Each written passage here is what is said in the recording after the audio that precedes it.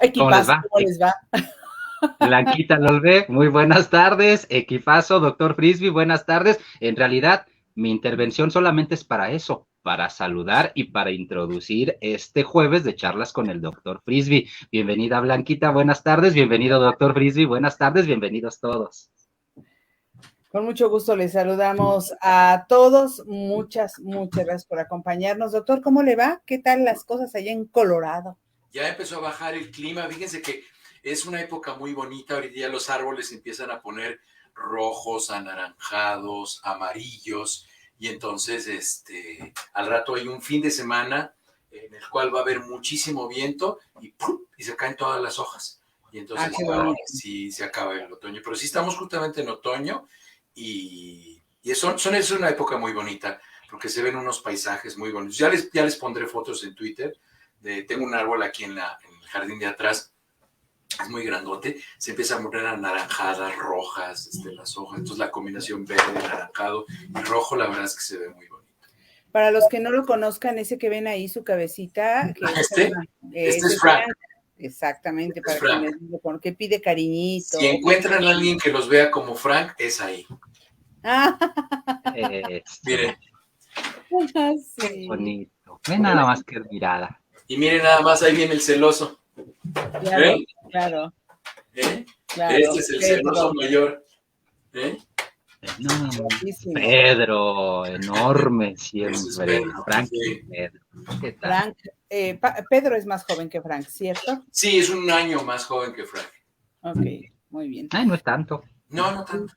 No es tanto finalmente. Bueno, amigos, aparte de las preguntas que puedan llegar de ustedes en torno a la pandemia, de la que aún no terminamos de salir, si bien poco a poco, como que nos hemos ido un poco adaptando a este estilo de vida y eventualmente hasta gustando estar un poco más encerraditos y en algunos momentos decir, ay, qué bueno que ya no les tengo que decir tantas veces que no a los compromisos sociales porque me gustaba estar conmigo, ¿no? Para quienes encuentran placer en ello, bueno, pues así en alguna medida favorable, pero a lo que voy, doctor Carlos, Equipazo, es a que como que nos estamos adaptando, no sé si ustedes perciban esto mismo, nos estamos adaptando a esta etapa que estamos viviendo ya rumbo a probablemente recuperar, que creo que siempre será con algunos cambios, la normalidad que teníamos antes de la pandemia. Esto no quiere decir que nos descuidemos, me refiero a que incluso con el uso del cubrebocas nos estamos habituando en muchos casos a esta vida un poco distante, un poco con ciertas precauciones que en la medida en que las hemos venido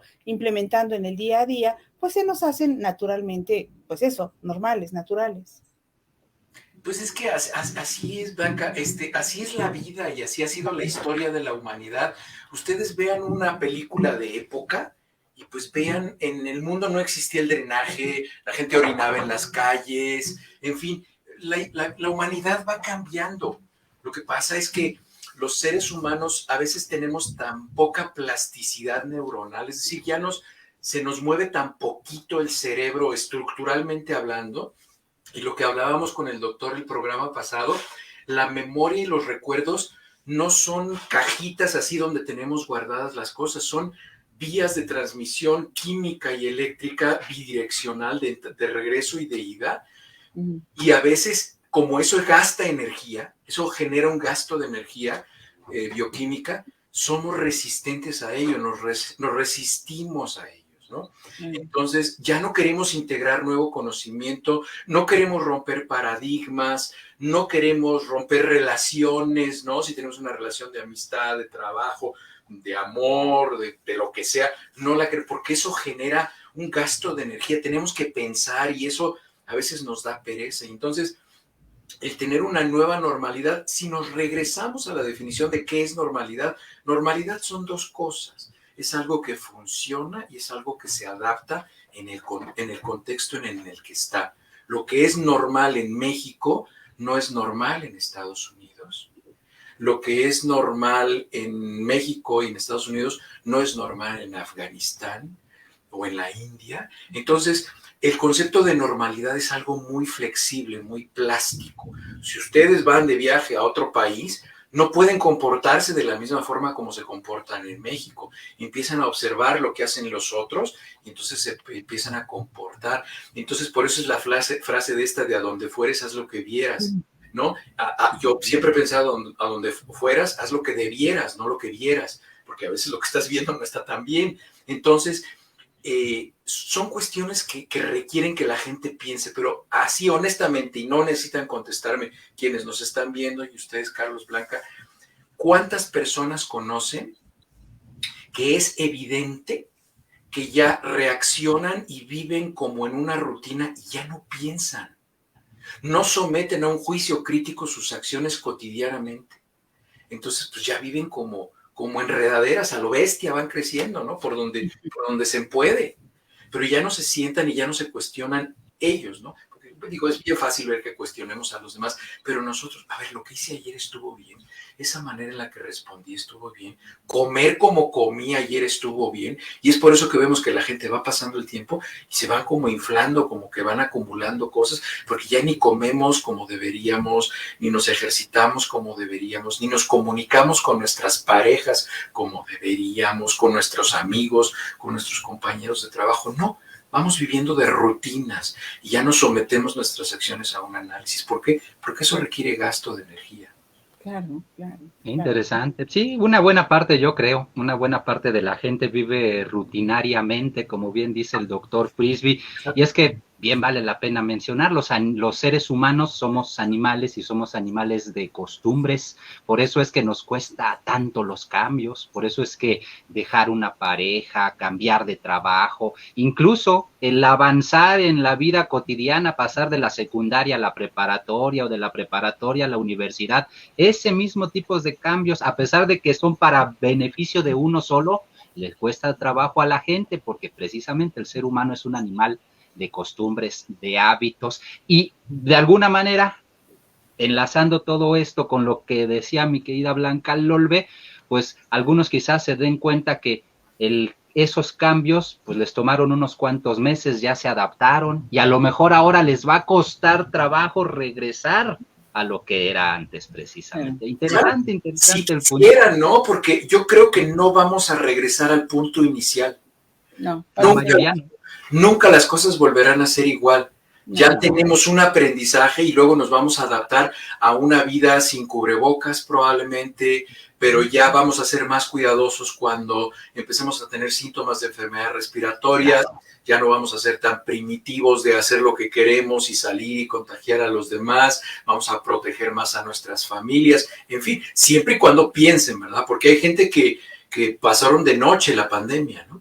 Van en automático, nada más. Exactamente. Sí. Exacto. Sí, justo lo que decía. Oiga, doctor, antes de entrar al tema y decirles a nuestros amigos que con motivo del Día Internacional del Cáncer de Tiroides que se conmemoró, no se celebró, se conmemoró el pasado, hace que se fue 6 días, mi querido Carlos, el 24, si no me equivoco. Pasado 24 de septiembre, fue el viernes pasado, Blanquita. Exactamente. Dedicaremos varios minutos al tema, que es una glándula súper interesante además, ya nos dirá el doctor, pero hay una pregunta de Heriberto Ruiz, dice que cómo puede protegerse su familiar al tomar un curso de manejo si es asmático. Lo vacunaron con Sputnik, esquema completo, se contagió por COVID hace 10 meses, gracias. Pues en las clases de manejo lo que tienen que hacer, supongo que se refiere a clases de manejo dentro del vehículo manejando. La clase práctica de manejo. La clase de manejo, pues lo único que tiene que hacer es utilizar cubrebocas, porque van con otra persona, utilizar cubrebocas y pues llevar las ventanas abiertas para que esté circulando el aire. Recuerden que eso es uno de los factores de riesgo más importantes, ¿no? Entonces, pues es la única manera de protegerse. Y ahora, estando vacunado con un esquema completo, con el Sputnik, por ejemplo, y habiendo padecido COVID, pues ya tiene inmunidad híbrida. Sputnik es una de las mejores vacunas que hay, aunque ahorita hay una guerra geopolítica y económica con esto de las vacunas, que se va a poner emocionante eso. Y esto lo platicamos, ¿se acuerdan? Lo platicamos incluso antes de que salieran las vacunas. Yo se los advertí, va a haber una guerra económica y geopolítica por el dominio de las vacunas. Y ahorita, le pese a quien le pese, las vacunas que más se han aplicado en el mundo simplemente por el número de personas que han sido vacunadas son las chinas. Simplemente porque si a todos los chinos y a las personas de la India las han vacunado con vacunas chinas primordialmente, estamos hablando de 7,000 millones de habitantes. Claro, y sumen a los chinos, ¿no? O sea, sí, claro, o sea, son 5 veces la población total del continente americano. Sí. Y aquí los atarantados estos antivacunas en Estados Unidos, el 40% de la población no se está vacunando. Estamos hablando de que aquí 140 millones de habitantes no se van a vacunar. Ayer fui a dar si se acuerdan que soy el embajador de la vacunación aquí en Colorado, ayer di una conferencia en línea para esto de la vacunación, pues para seguir motivando a la gente, y se metieron los antivacunas, pero muy agresivos contra mí, y ya les dije que ya no voy a dar vacunas, porque yo no me voy a exponer, porque casualmente esta gente antivacunas es la que le gustan las armas y este tipo de cosas, entonces yo no me voy a exponer a ello, ¿no? Ya no voy a dar pláticas. No, ya no voy a dar pláticas. No, porque es gente muy agresiva y muy violenta. Muy, muy violenta. Había ya compañeros que dejaron de dar pláticas justamente por eso, porque dieron pláticas presenciales y llegaban estas personas y son muy agresivos y muy violentos. Y entre más les expliques y entre más se den cuenta que les puedes explicar sus dudas, más se enojan. Sí. O sea, no es como una persona que te diga, oiga, ¿cómo llego al restaurante X o Y? Y que le digas, pues tome aquí a la izquierda. Ay, muchas gracias. No. Oiga, pero es que esta vacuna, no, mire, las cosas son así. Entonces se empiezan a meter en cuestiones personales, incluso mi nacionalidad, de dónde vengo y cosas así, que no tienen nada que ver con la vacunación. Entonces ya empezaron con esos argumentos. Yo dije, ¿saben qué? Hasta aquí llegamos. Nos regala una frase Caosfera por acá. Hola, Caosfera, qué gusto verte. Dice, la ignorancia es atrevida y a veces anda armada. Sí, y esta gente es muy osada y no mide las consecuencias. Y miren, y muchas de estas personas son personas que han sido así atrabancados, bestias desde que son pequeños. Entonces, gente con antecedentes penales, que no tiene nada que perder, que tiene una vida destrozada económica, emocional, intelectualmente, pues no tiene nada que perder. Y claro. Yo la verdad es que, la verdad es que a mí la vida me gusta mucho y me encanta. En fin. Eso. Fernando Castro precisamente también tiene ya una pregunta. Dice, doctor, el otro día vi una nota de un medio internacional donde supuestamente expertos aseguraban que para marzo o abril de 2022 COVID-19 pasará a ser un resfriado. ¿Qué tan cierto es eso? No, COVID-19 tiene un mecanismo de ataque muy diferente. Bueno, SARS-CoV-2 tiene un mecanismo de ataque muy diferente al resto de los coronavirus. Tiene una conducta diferente. Y eso es porque es un virus neurotrópico, acuérdense, neuro, tejido nervioso, trópico, tropos, viajar, es decir, viaja hacia el tejido nervioso. Y es por eso que estamos viendo que incluso, no sé si los comenté aquí, pero lo he comentado en otros programas, estoy viendo pacientes ahorita en el consultorio que me empiezan a mencionar las secuelas COVID, y entonces le pregunto, ¿a usted le dio COVID? No, a mí no me dio COVID. Vamos a hacerle una prueba y les hago una prueba de inmunoglobulina G. La inmunoglobulina G es la memoria que queda para cuando les daba clases a mis estudiantes. Fácil para que se acuerden que la inmunoglobulina G es lo que está grabado, por eso empieza con G. Está grabado en la persona la inmunoglobulina G y eso quiere decir que ya se grabó que hubo una enfermedad anterior. Entonces, la inmunoglobulina G es la que nos dice si una persona se enfermó de algo. Hay inmunoglobulina G para sarampión, para todas las enfermedades. Entonces, la inmunoglobulina G para SARS-CoV-2 le sale positiva. Es decir, esa persona se infectó de SARS-CoV-2, probablemente fue del 80% asintomático, pero se expuso. Es decir, fue infectado por SARS-CoV-2 y ahora está teniendo secuelas. Al principio pensábamos que las secuelas se presentaban en pacientes moderados o graves, pero ahora estamos viendo que se presentan incluso en pacientes asintomáticos. Entonces, ahorita hablando de tiroides, vamos a empezarnos a meter a tiroides, van a ver cómo yo soy bien mañoso. Entonces, hablando de tiroides, fíjense que con el SARS-CoV-2 puede pasar en el tejido nervioso, como sucede con un virus que se llama virus Coxsackie. El virus Coxsackie, y ya nos metimos con la tiroides, ahora sí de lleno. El virus Coxsackie es un virus que causa una enfermedad, que es una enfermedad viral, que las manifestaciones más graves, agudas, es que causan miocarditis, es decir, inflamación del corazón, la gente puede morir. Se llama virus Coxsackie porque fue descrito en 1964 en Coxsackie, en Nueva York, y es por eso que se llama, 1942, fue descrito en Coxsackie, Nueva York. Pero ¿qué pasa con este virus Coxsackie y la tiroides? Que el virus Coxsackie irrita la tiroides. y causan una tiroiditis, es decir, la tiroides reacciona violentamente y empieza a trabajar de manera muy exagerada y los pacientes empiezan a tener palpitaciones, temblor distal, empiezan a sudar mucho, no duermen, crisis de ansiedad, ataques de pánico, tienen una tiroiditis. ¿Pero qué pasa?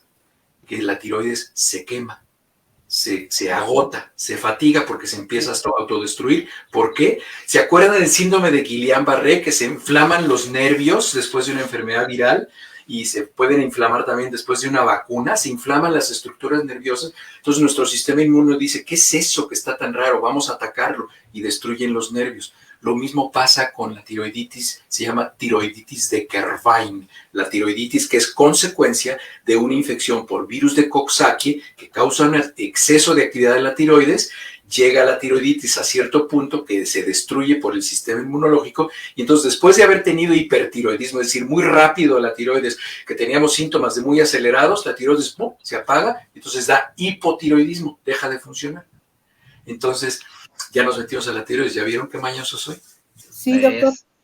Y aquí me hace pensar en preguntarle eso de del hipertiroidismo y el hipotiroidismo. Si la tiroides se muere y ya no funciona, ¿qué pasa con el paciente? El paciente, miren, les explico qué es la tiroides.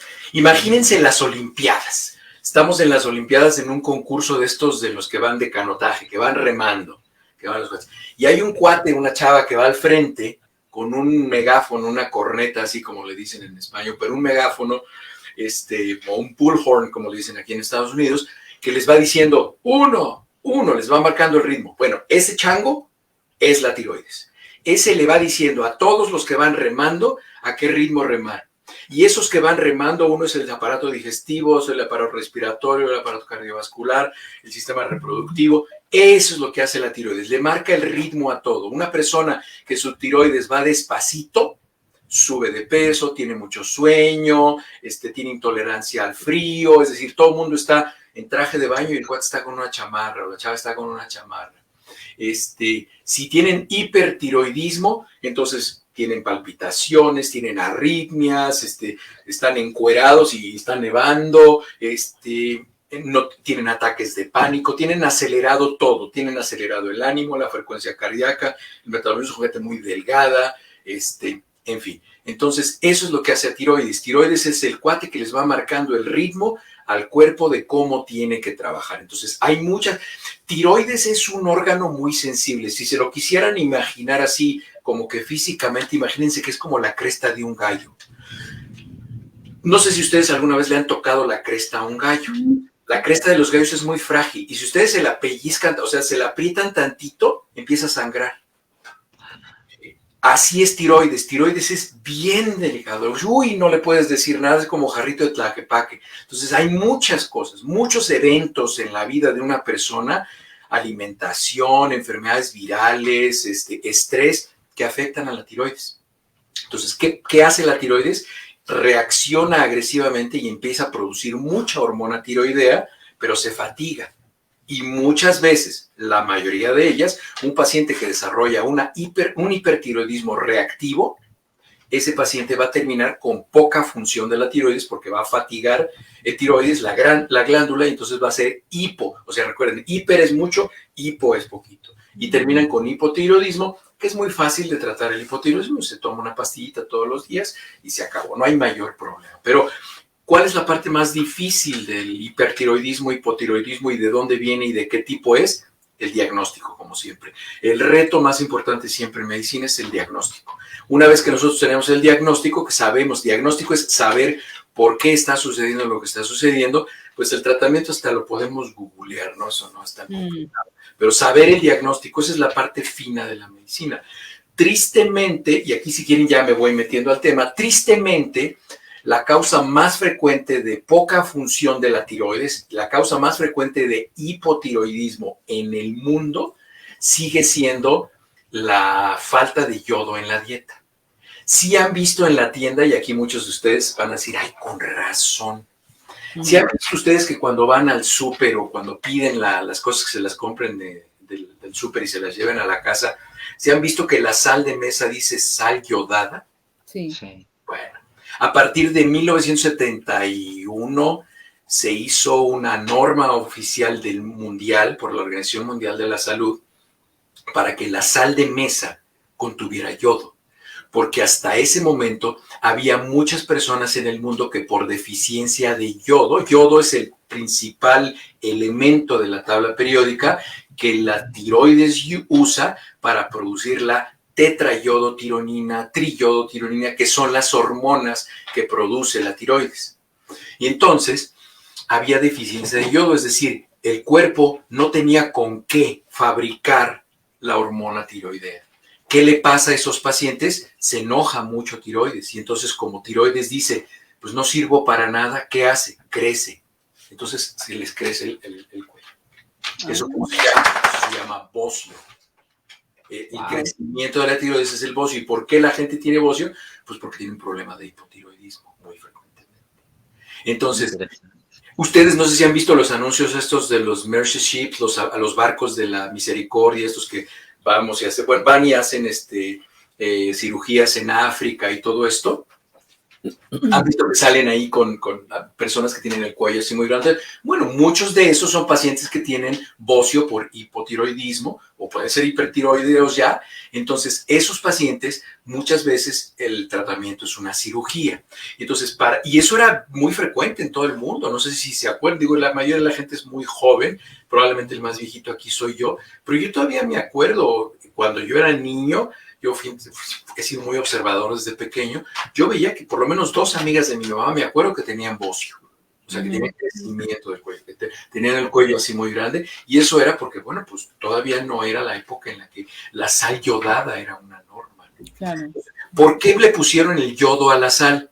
Pues porque se supone que la sal es un producto que todo el mundo consume, incluso hasta bíblico es, ahora sí me voy a ver medio presidencial, pero hasta bíblico es.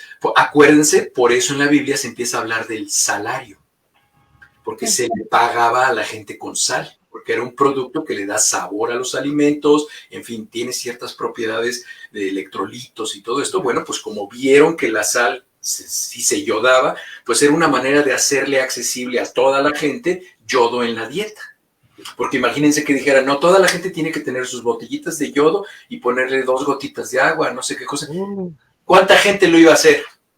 Muy poca. No. El 20% de la gente lo iba a hacer. Pero si lo ponemos en la sal y si ustedes consumen sal, el yodo ya viene ahí y el yodo no se desnaturaliza con la temperatura, ni cocinándolo, ni nada, pues ahí está ya el yodo incluido, ¿no? Entonces es por eso que la sal dice sal yodada. Ahora ya saben esta observación. ¿Por qué dice sal yodada? Y es por eso, porque de esa manera se disminuyó de manera muy importante el número de personas que tienen hipotiroidismo, es decir, poca función de la tiroides por una dieta baja en yodo. Desafortunadamente, aún la mayoría de la población, causa más importante de hipotiroidismo, que es mucho más frecuente que el hipertiroidismo, y la explicación es muy sencilla, el hipertiroidismo dura muy poquito, por 2 razones. Porque o se fatiga la tiroides y deja de funcionar y se vuelve hipotiroidismo, o la segunda, si está relacionada con un problema de cáncer o arritmias o algún otro tipo de problemas, los pacientes tienen riesgo de morir. O bueno, un paciente que tiene cáncer de tiroides, le quitan la tiroides habitualmente, se resecan los ganglios del cuello, y entonces, ¿qué pasa cuando les quitan tiroides? Pues entonces van a tener hipotiroidismo. Pacientes que tienen hipertiroidismo funcional, se procura no hacer cirugía, se procura utilizar ¿qué? ¿Qué es lo que se hace? Yodo radiactivo. Se le inyecta yodo radioactivo a las personas, ¿y qué va a pasar con eso? Que la mayoría del yodo radioactivo que yo inyecto, ¿quién lo va a captar? La tiroides. ¿Y qué va a pasar? La va a quemar. Y para que pierda su actividad. Entonces los pacientes con hipertiroidismo, se les pone yodo radioactivo, destruye tiroides porque tienen hipertiroidismo. Los pacientes con hipertiroidismo pueden tener arritmias que los matan. Había una pregunta por acá sobre el hipotiroidismo respecto a que si un hipertiroidismo mal controlado, dice Heriberto Ruiz, puede alterarse mucho al grado de alucinar. Tienen alteraciones psiquiátricas, claro, porque el cerebro empieza a funcionar de más. Son pacientes que tienen alucinaciones, tienen insomnio, en fin. Entonces, La tiroiditis de Hashimoto que me pusiste ahí es una tiroiditis, es decir, es una itis, acuérdense, itis es inflamación, tiroiditis es la inflamación de la tiroides. Es una tiroiditis autoinmune, es la tiroiditis de Hashimoto, es decir, es una glándula que está inflamada y obviamente la tiroiditis de Hashimoto produce hipertiroidismo y después la mayoría de los pacientes se quedan hipotiroideos por ese mecanismo que les he explicado. Cuando la tiroides trabaja mucho, la mayoría de los pacientes, si no todos, terminan siendo hipotiroideos, ¿no? ¿Y por qué se prefiere no hacer cirugía cuando no es un problema en el cual sospechamos malignidad, es decir, cáncer?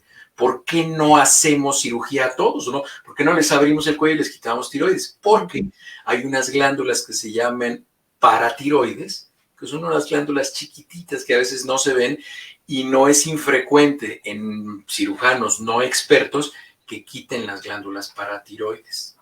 ¿Y qué pasa con la glándula paratiroides? Que es una glándula, son glándulas así, háganse de cuenta que son como unas lentejitas que están ahí como satélites de tiroides.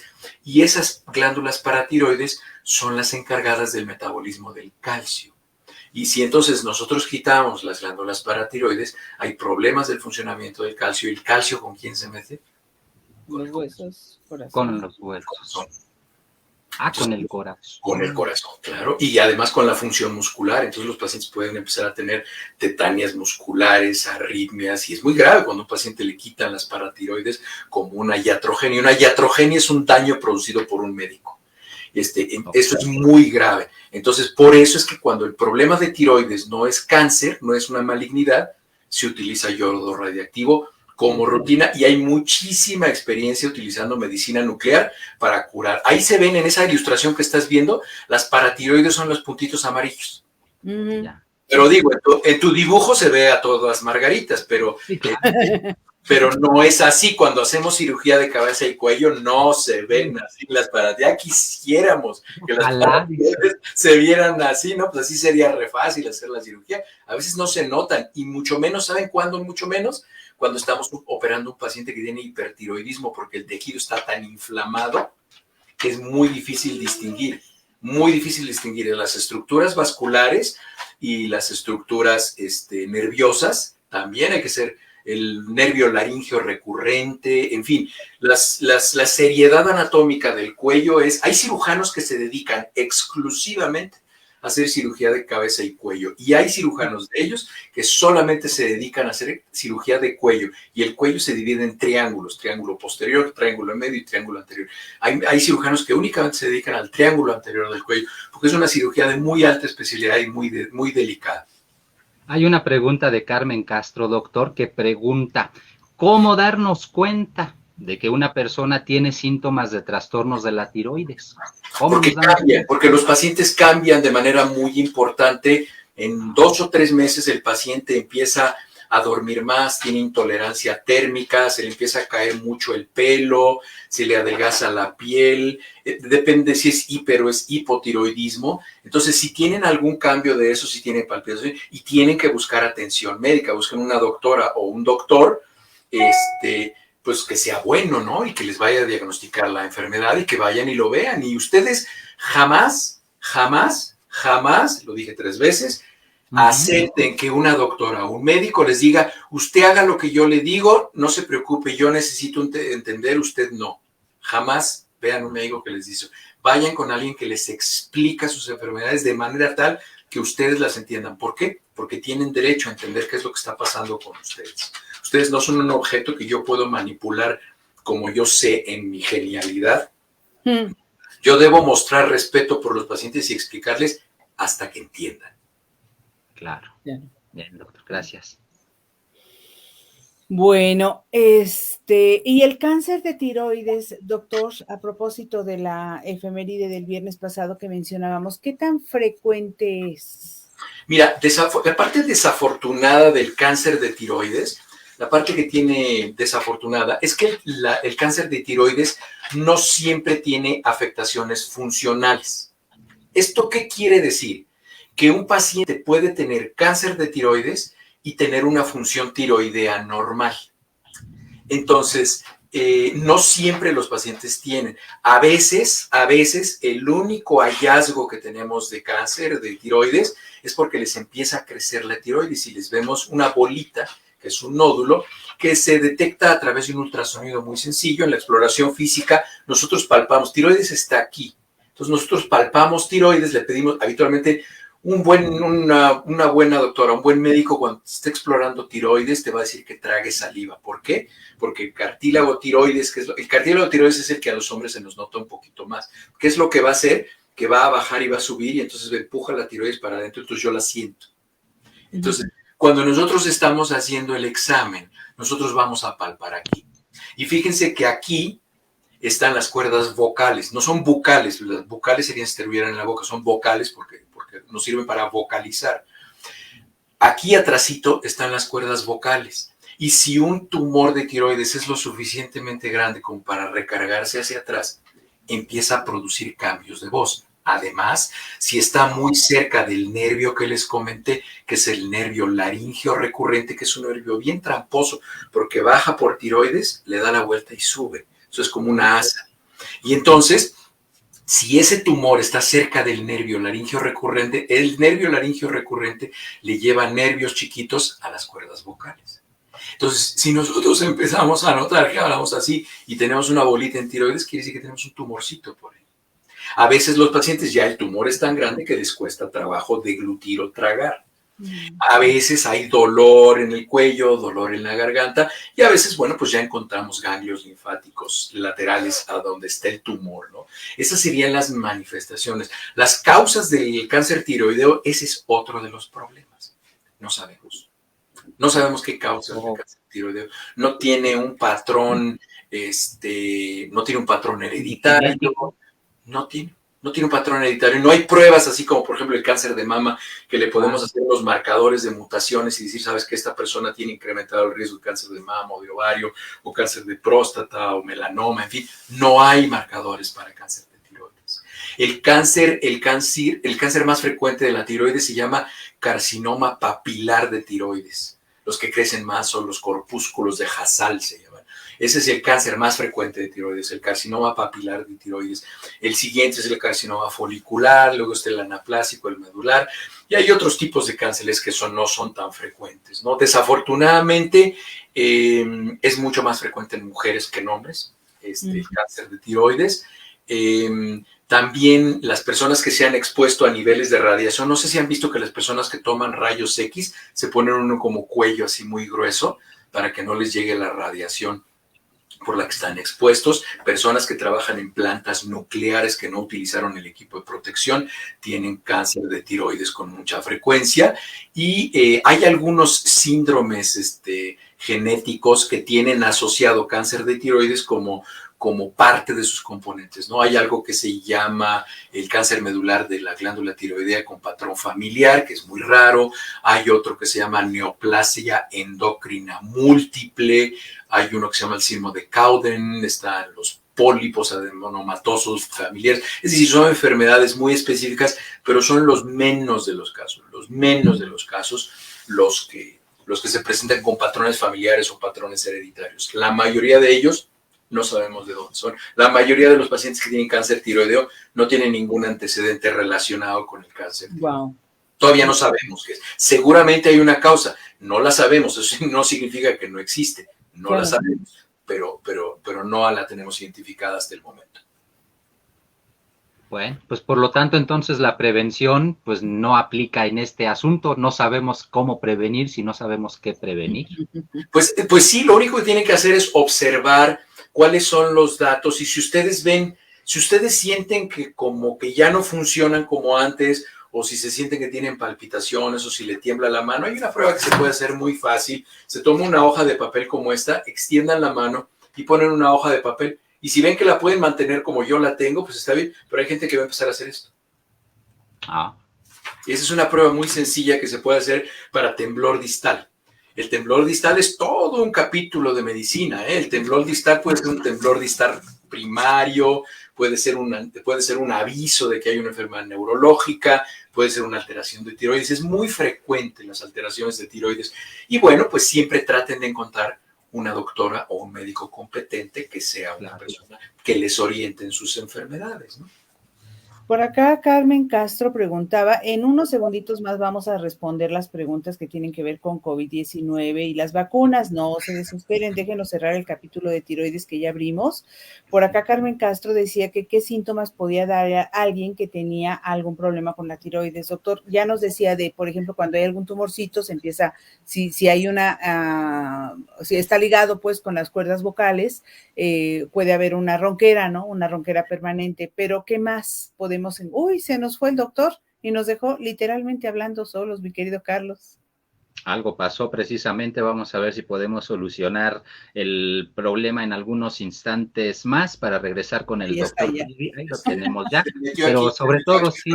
Se metió aquí Frank. Bienvenido, doctor. Les decía, ya les expliqué que depende si es hipo o es hipertiroidismo. Sí. Okay. Entonces, si tiene mucha actividad o si tiene poca actividad, esos son los síntomas que hay. Les voy a recomendar, a ver si se pueden, déjenme ver si me meto y te mando la dirección, Carlos, déjame ver, me meto aquí. Hay una página de la Clínica Mayo que es buenísima, y está en español. Y ahí pueden buscar todas las enfermedades. ¿Cómo te la mando, Carlos? ¿Por el chat de aquí de StreamYard? Sí, cualquier chat está perfecto, doctor. Okay. De hecho, nuestra productora ya está lista para recibirla. Ahí está en el chat privado de StreamYard. Ahí está el enlace de la página de la Clínica Mayo. Ustedes hacen clic ahí y ahorita si quieren hacemos un ensayo en la pantalla y vamos a buscar hipotiroidismo o cáncer de tiroides, lo que ustedes quieran, y está explicado para que lo entienda. Ándale, es ese. Y si ven que está en español, sí. Está en español, en esa dirección. Pongan ahí donde dice buscar en Mayo Clinic, ahí escribe hipotiroidismo. Ahí está, mire, ya lo puedes seleccionar de ahí y le das en la lupa de buscar y les va a salir signos y síntomas. Hay síntomas de hipotiroidismo. Le haces clic ahí en la primera. Ahí está. ¿Cuáles son los síntomas del hipotiroidismo y problemas en los ojos? Ah, claro, porque hay una enfermedad asociada al hipertiroidismo que se llama enfermedad de Graves-Basedow, por quienes los descubrieron. Y la enfermedad de Graves-Basedow causa una cosa que se llama exoftalmos. Hay una línea que nosotros trazamos así, del hueso, de la parte de arriba de la órbita y la parte de abajo, una línea, y si el globo del ojo rebasa esa línea, nosotros hablamos de exoftalmos, es decir, ojos saltones. Y en la enfermedad de Graves-Basedow pasa eso. ¿Saben por qué? Esto es interesantísimo porque eso se puede disminuir un poco una vez que empezamos a dar tratamiento, pero no del todo. Hay una reacción autoinmune, el sistema inmune es una chulada, está en todos lados. Hay una reacción autoinmune en la grasa que está atrás del ojo, atrás del globo ocular de este ojo, tenemos grasita. Esa grasita crece en la enfermedad de Graves-Basedow. El ojo no crece. La gente dice, ay, que están creciendo los ojos. No, lo que crece es la grasa de atrás y empieza a empujar el ojo hacia afuera. Cuando nosotros empezamos a tratar a los pacientes que tienen enfermedad de Graves-Basedow, que se tratan con medicamentos o se pueden tratar con yodo radioactivo, dependiendo de cómo esté estratificado el paciente, en qué etapa clínica esté o qué tan grave sea, o si responde al tratamiento, disminuye un poco eso, pero no se les quita completamente. Si quieren buscar ahí una foto, si quiere la productora hacernos el favor de buscar una foto de exoftalmos, E-X-O, exoftalmos, F-T-O-E, exoftalmos, y en imágenes, ahí van a ver la imagen, pero es muy probable que vayan a ser mujeres, porque les digo, es más frecuente en mujeres, y van a ver lo que es el exoftalmos, y eso se asocia con una enfermedad de la glándula de tiroides que se llama enfermedad de Graves-Basedow, que es cuando una persona tiene hipertiroidismo, tiene los ojos saltones y tiene todos los síntomas del paciente con hipertiroidismo, que es temblor distal, taquicardia, arritmias, nerviosismo, sudoraciones, intolerancia al calor, en fin. Entonces, eso es lo que pasa en las enfermedades. Perdón, a veces siento que les contesto más de lo que me preguntan, pero es que perfecto. No me puedo contener. Ahí están viendo, fíjense, dos características. Esa es la foto, nosotros le decimos anteroposterior, es decir, de frente, que tenemos del paciente. Fíjense dos características. Vean la mirada que yo tengo. Ya sé que tengo ojos de viejito, pero no me refiero a eso. Fíjense cómo no se me ven las partes blancas de arriba y abajo de los ojos. Claro. No se me ven. Y si acaso se me ve la de abajo, no se me ve la de arriba. Digo, tengo conjuntivitis alérgica, pero pues tengo los ojos rojos, no es que fume marihuana.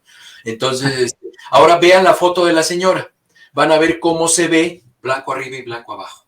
Así es como lo distinguimos clínicamente, porque se ve la conjuntiva arriba y abajo en los pacientes. Y si viéramos una foto de perfil, veríamos cómo la punta del ojo, la córnea, rebasa la línea entre los dos huesos orbitales. Wow. Entonces, así es como se clasifica el exoftalmos. Esas son las dos características clínicas. Se dan cuenta que es re fácil, no es tan difícil la medicina, es re fácil. Heriberto Ruiz pregunta si tiene relación una alteración tiroidea con la fibromialgia.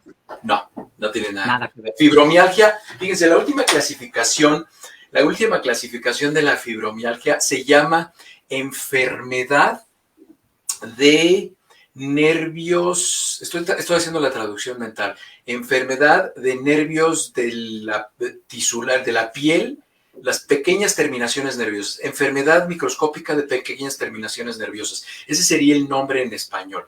¿Por qué sabemos eso? Porque unos dermatólogas hicieron lo siguiente. Tenían un paciente que no tenía síntomas de fibromialgia y le hacían una biopsia de piel. Y luego le hacían una biopsia de piel a un paciente que tenía fibromialgia, lo veían al microscopio y vieron que las terminaciones nerviosas finas de esos pacientes son menos numerosas, tienen una estructura menos compleja, es decir, la cobertura esta de los cablecitos como el plastiquito aislante, que es la vaina de mielina, que es la que le pega el SARS-CoV-2, era menor y de menor calidad en pacientes con fibromialgia. Entonces, tal parece que los pacientes con fibromialgia dejan de tener una cantidad suficiente de terminaciones nerviosas con características ideales para funcionar de forma ideal en los pacientes. Entonces, tal parece que es una enfermedad que puede tener un componente de destrucción anatómica de las estructuras nerviosas, y entonces ahora el reto es ver cuáles son los factores desencadenantes de esa destrucción de las terminaciones nerviosas, porque no hay niños con fibromialgia, hay adultos con fibromialgia. Entonces, eso es un problema degenerativo que va creciendo con la edad y tenemos que encontrar cuál es la causa. Y eso es lo que se está investigando. Pero lo notable de aquí es que, fíjense, si yo les hablo de fibromialgia, pues ustedes pensarían que fueron neurólogos. Y no, fueron dermatólogos los que tuvieron la idea de esto. Y fueron dermatólogas y dermatólogos los que empezaron a hacer una serie de biopsias de piel y descubrieron que la fibromialgia tiene un componente anatómico, lo cual es muy valioso, porque ya que tenemos la evidencia de que algo está mal, de ahí podemos empezar a estudiar retrospectivamente, es decir, hacia atrás. Cuando nosotros tenemos un diagnóstico de exclusión, como era fibromialgia, es decir, que es un diagnóstico de exclusión en medicina. Un diagnóstico de exclusión en medicina es que si no es todo lo demás que ya sabemos de dónde viene, pues muy probablemente es esto. Es decir, es una adivinanza elegante y científica, pero ese es el diagnóstico de exclusión. Muy bien, pues, mi querido Carlos, a menos que tengas alguna otra pregunta de la última de Carmen Castro, mi querida Blanca Lolbel, supongo que la puede responder bastante rápido el doctor Frisby. Le pregunta a qué se debe que las mujeres sean más propensas a estos trastornos de la tiroides. No sabemos, es porque son más guapas, no lo sabemos. Perfecto. Gracias. Muchas enfermedades, desafortunadamente, por ejemplo, enfermedades autoinmunes, lupus eritematoso sistémico, artritis reumatoide, todas esas enfermedades, síndrome de Sjögren, la fibromialgia, todas estas enfermedades son mucho más frecuentes en mujeres y no sabemos por qué. Vamos a empezar a estudiar. Con el tiempo vamos a ir aprendiéndolo. Claro. Gracias. Bueno, pasando a las preguntas, lo prometido es deuda antes de que el tiempo se nos venga encima. Mariana Vega pregunta, doctor, yo tengo la vacuna Sputnik V y he visto en varios medios de comunicación que a partir de noviembre en Estados Unidos pedirán la vacuna para poder entrar y una de las que no están permitidas es la Sputnik. ¿Será que esto cambiará pronto o me tengo que aplicar otro tipo de vacuna? Pues fíjense, les voy a platicar el capítulo más emocionante y en qué va esta telenovela, que es simple y sencillamente un pleito económico y geopolítico. Sí, claro. No tiene nada que ver con salud pública y esto no es nada nuevo para los amigos del equipazo porque ya lo habíamos platicado. Yo se los anticipé hace 3 meses por lo menos. Meses. Y antier decidieron ponerse los guantes de box los chinos. Y entonces, si Estados Unidos y Europa no van a aceptar las vacunas chinas ni la Sputnik y se asociaron con Rusia, entonces ningún norteamericano, es decir, ninguna persona que no tenga vacuna china o Sputnik va a poder entrar a China, a Hong Kong, claro, y a Rusia. Claro. Y van a ver de cómo se van a poner los cocolazos. No va a durar mucho esta guerra. No, pues van a tener que doblar las manitas. ¿Saben quién es el dueño de Estados Unidos? ¿China? China. Claro. La deuda externa de Estados Unidos, el 93% es con China. Sí. Los tienen agarrados, diría mi abuelita, de sálvase a la parte. Era veracruzana. Son muy listos y económicamente muy... Eso no va a durar, eso es una pataleta. Fíjense nada más, para que vean el poder económico de las compañías farmacéuticas. Esa es una pataleta que están haciendo los laboratorios porque saben que sus vacunas no se están vendiendo tanto como las vacunas chinas y están obligando a los políticos a que hagan ese tipo de estupideces y entonces los políticos, como ellos fueron comprados por los laboratorios para sus campañas políticas, están haciendo eso. Pero cuando empiecen a ver las repercusiones que tienen geopolíticas, se va a poner sabroso, ¿eh? Sí, claro. Ninguna dieta, Enrique Gutiérrez, no se requiere ninguna dieta. Lo que tiene que hacer un paciente que tiene problemas de tiroides es recibir tratamiento. Hipertiroidismo, tratamiento. Hipotiroidismo, tratamiento. Y entonces ya llevan una vida absolutamente normal. Lo saludable pues es llevar una dieta balanceada, en fin. Dice Mariana. Creo que Mariana Vega no le ha quedado clara la respuesta. ¿Qué hago? Que es político, pero ¿qué hago?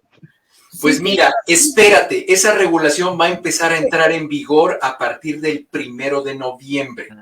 Yo estoy convencido que 3 días antes de que empiece la regla de noviembre, van a decir, bueno, sí pueden entrar, pero probablemente vayan a salir, fíjense, probablemente vayan a salir con una impertinencia que va a tener un fondo económico y que sea, híjole, dice mi mamá que tengan cuidado conmigo porque a veces lo que yo digo pasa. Van a decir, ok, pueden entrar a Estados Unidos, pero en Estados Unidos les tenemos que poner una dosis de Pfizer, de Moderna o de Johnson Johnson. ¿Para qué? Para venderlas y ganar dinero. Porque pero eso no representa ningún problema para el paciente. No, para ningún paciente representa un problema, pero tampoco le sirve ni a Estados Unidos ni al paciente. ¿Por qué? Pues porque ¿cuánta gente viene a Estados Unidos y está 2 semanas? Sí. El asunto es que Mariana, por ejemplo, Mariana, por ejemplo, es sobrecargo, entonces esto va a implicar trabajo. Entonces, por eso para ella es un requerimiento laboral y es muy probable. Mariana, yo lo que te recomiendo es que si vienes a Denver, me avises, te invito a cenar y te llevo a un lugar donde están poniendo vacunas y te pones Johnson & Johnson y ya la hiciste. Eso, ya está Mariana. Dime que tengo el gusto de conocerte. Eso. Gracias, Mariana, por la pregunta. Gracias, doctor, por la respuesta. Karina Ana Inés dice, a su parecer, doctor Frisby, las empresas deben hacer pruebas aleatorias para diagnosticar COVID-19 según lineamientos de la Ciudad de México, así lo marca, pero no se cumple. Mira, el problema de hacer pruebas aleatorias es que desde octubre del 2020 descubrimos que personas que padecieron COVID la prueba puede persistir positiva hasta 6 a 8 meses. Entonces, una persona que enfermó de COVID, si en la compañía le van a hacer pruebas y le van a permitir volver a trabajar cuando la prueba sea negativa, corremos el riesgo de que esa persona no pueda trabajar estando sano. Acuérdense cuál es el criterio desde octubre del Centro para el Control de las Enfermedades y la Prevención, es decir, del CDC. ¿Cuál es la definición de una persona que ya no es altamente contagiosa? Es que hayan pasado 10 días de que enfermó a que pasa el tiempo de 10 a 14 días y que tengan por lo menos 24 horas sin fiebre. Si una persona reúne esos requisitos, es decir, yo empecé, hoy es día 30, yo empecé con síntomas el día 18.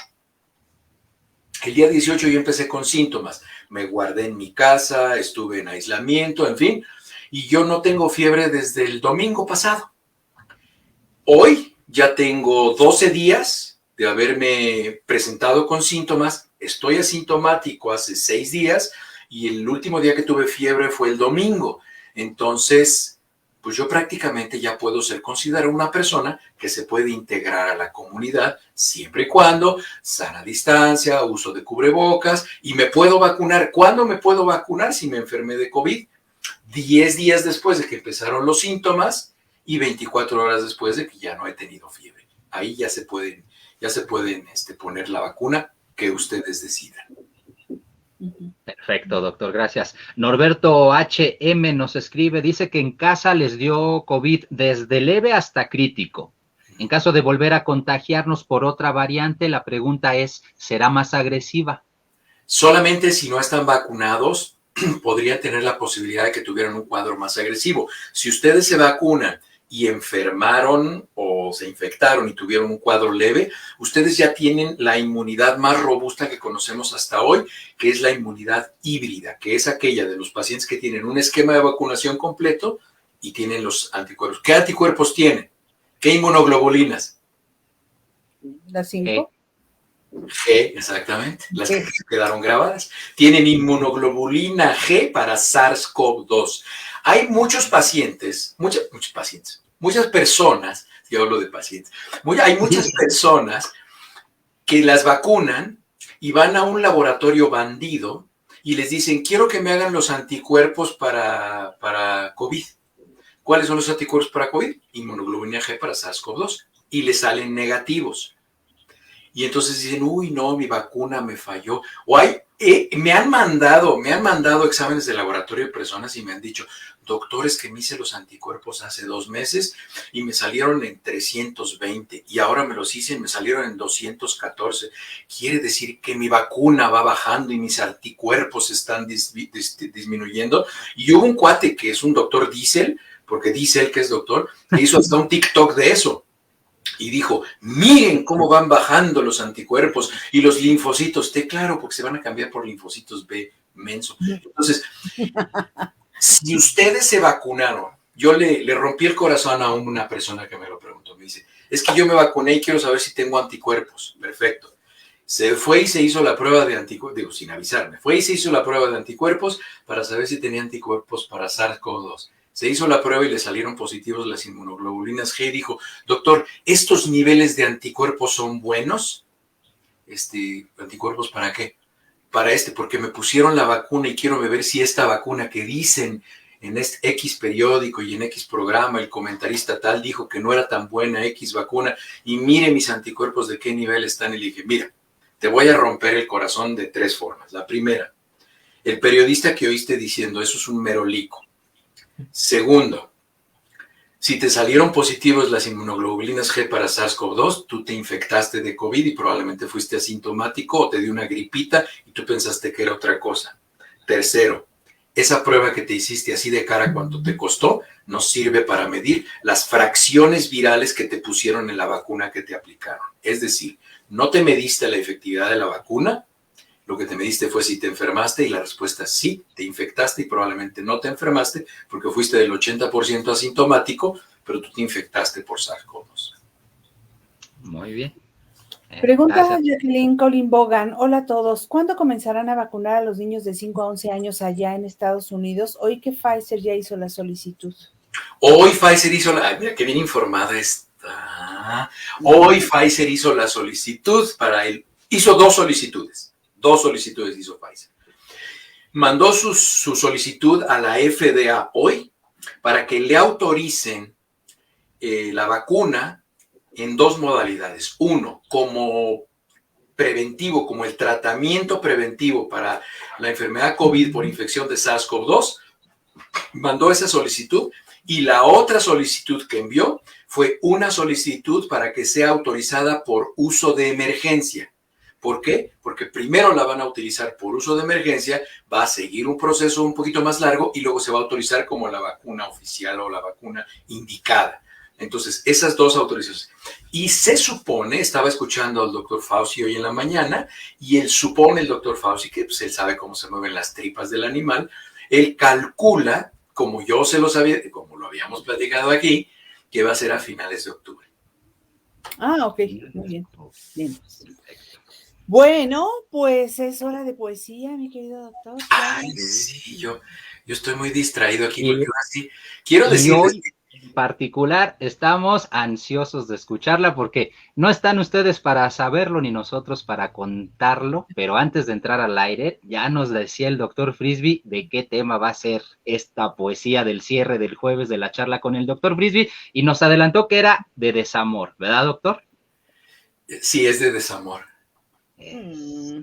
Déjame ver si es esta. Ay, es que como que no. A ver, déjame ver, porque si la tengo aquí acomodada. Sí, no, y además déjenme decirles que tal vez no fui un poco más extenso en el tema de tiroides, pero es que no me pude preparar más. Estuvo perfecto. No, ¿cómo no? Yo creo que la extensión estuvo perfecta, doctor. Me avisaron como 20 minutos antes. Es que a mí me gusta, fíjense que cuando hacía cirugía me gustaba mucho estudiar la cirugía que iba a hacer, aunque fuera una cirugía que ya hubiera hecho Claro. 50 veces, pero siempre me gustaba, porque yo soy muy obsesivo. La verdad es esa. Yo soy dice el mariachi ninja que como que de desamor y caósfera, dice, todos hemos pasado por ahí, agarren sus pañuelos. Mientras que Carmen Castro nos recuerda que esta charla se retransmite el domingo a las 6 de la mañana, no se les olvide, en la tranquilidad de la mañana la pueden escuchar. Muy bien, ahí está la poesía, ya la encontré, estoy casi seguro que es esta. Pero bueno, entonces no habíamos leído una que se llama Límites, ¿verdad? No. Entonces sí es esta. Dice Norberto, vamos a llorar a moco tendido. Venga, pues. Imagínense que terminaron una relación y siguen amando a la persona, y esto sucedió hace 1 o 2 semanas. Ubíquense en esa realidad, vamos con la entrada y se las leemos.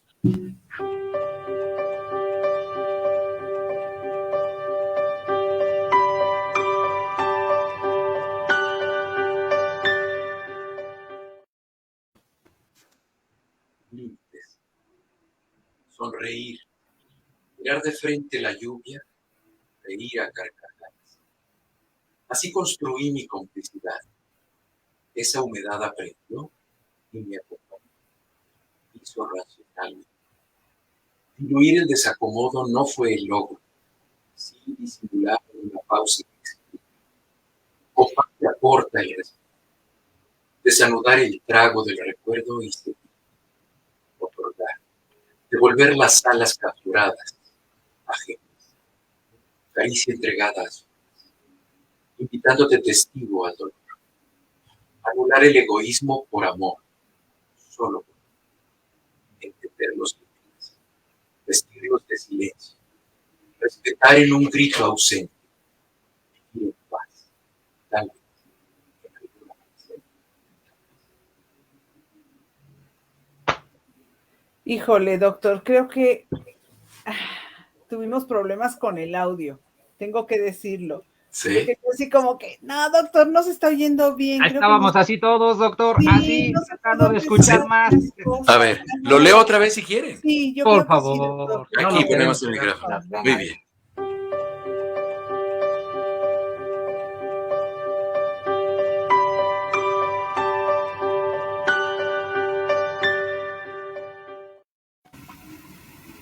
Límites. Sonreír. Mirar de frente la lluvia. Reír a carcajadas. Así construí mi complicidad. Esa humedad aprendió y me acompañó. Hizo racional mi dolor. Diluir el desacomodo no fue el logro. Sí disimular en una pausa que explica. Compás que aporta el respiro. Desanudar el trago del recuerdo y seguir. Otorgar. Devolver las alas capturadas, ajenas. Caricia entregada a solas. Invitando de testigo al dolor. Anular el egoísmo por amor. Solo por amor. Entender los límites, vestirlos de silencio. Respetar en un grito ausente. Vivir en paz. Tal vez. En algún amanecer. Tal vez. Ahora sí. Ahora sí. Ahora sí. Felicidades. Muy Si no, buenas. los Kleenex Límites van a quedar se sin llama usar. eso. Límites se llama esta, sí, porque tienes que marcar los límites. Cuando tú terminas una relación, para no seguirte arrastrando, necesitas marcar un límite. Claro. Por salud. Anular el egoísmo por amor. Qué bonitas Así es. frases. Muy buenas, doctor. Órale, dice Norberto Cheme. ¿Verdad? Dice Heriberto Ruiz. Gracias, doctor. Hasta cerré los ojos para contactar con la nostalgia. Es que, sí, claro, es que en la ruptura, es que una buena relación debe terminarse bien. Claro. Sí. Dice Luis Gonzalo Marín Domínguez, el niño es chillón y lo pellizcan. Bien, Luis Gonzalo. Sí. Entonces, mañana se las subo a Twitter y se las subo hablada. Muy bien. Muchas gracias. Muchas gracias, doctor. Gracias, equipazo. Nos vemos a las 23 horas. Y por lo pronto, pues agradecidos como siempre al doctor, mi querido Carlitos. Tienes que correr. Vámonos. Me voy volando. Gracias. ¿Y el equipazo? Cuídense. Somos todos. Chao, chao.